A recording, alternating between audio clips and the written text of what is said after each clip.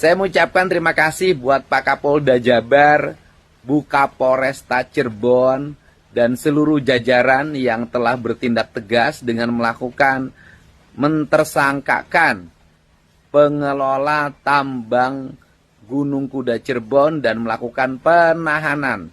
Semoga seluruh langkah-langkah ini menjadi pembelajaran penting bagi seluruh para pengelola tambang untuk tidak bertindak sembarangan, mengabaikan prinsip-prinsip keselamatan para pekerjanya, dan kemudian juga mengabaikan prinsip-prinsip pelindungan alam. Semoga korban yang belum ditemukan segera bisa ditemukan, dan semoga tim evakuasi yang pada hari ini terus bekerja melakukan pencarian korban yang masih tertimbun di reruntuhan batu bisa terus bekerja dengan baik dan tetap menjaga keselamatan.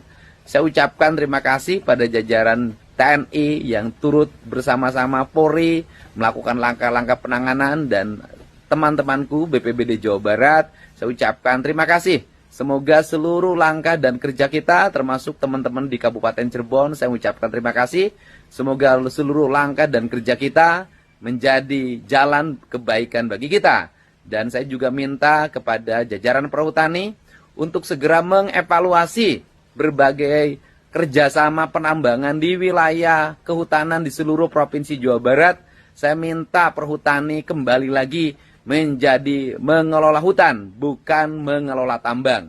Saya ucapkan terima kasih semuanya. Mari kita jaga alam semesta. Kalau kita menjaga alam, maka alam akan bersama kita. Download Tribun X sekarang. Menghadirkan lokal menjadi Indonesia.